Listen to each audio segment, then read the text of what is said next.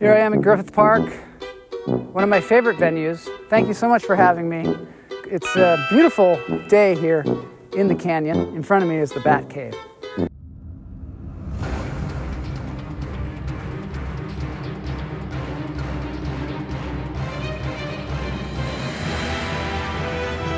My wife, she gets in the car and she brings a big cup of tea full to the top. I don't know why she does it. It's like a driving test. And you know what she tells me to do? She tells me to drive smoother. I mean, how can you drive smoother? I don't know. You can drive faster, you can drive slower, but smoother?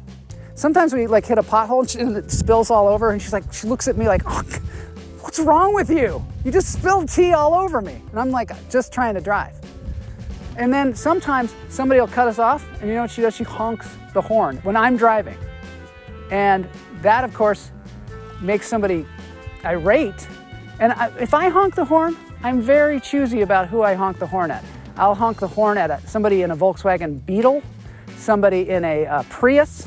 I will not honk my horn at a 4x4 Ford truck with a gun rack in the back. She has no fear whatsoever. She just leans over, she doesn't care who it is, just leans over, and you know, a lot of times I'm in the wrong. And so then invariably what happens is we pull up to a stoplight and there's that person right next to me and they're ready to go, ready to come out. And so what do? I go, I didn't do it, she did it. And who's gonna believe that? And the other thing is, we had to take our car to the mechanic.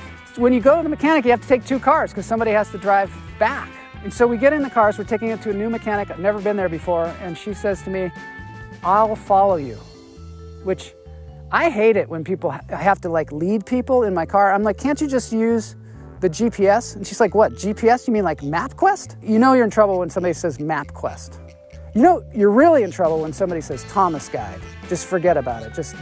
You're just gonna have to lead with your car. What happens is, she gets either too far away from me or gets really close, and I'm afraid I'm gonna jam on the brakes and then she's gonna smash into me, and then what will the insurance company say if I call them up and say, I got in an accident, and they say, did you get the information of the other driver? And you say, yeah, it was me. That'll make your insurance rates just skyrocket. I remember there's that old story about there were two cars in the state of Indiana back when cars were invented, and there were only two cars, like two Model Ts, and they got into an accident. That's kind of what I feel like is gonna happen.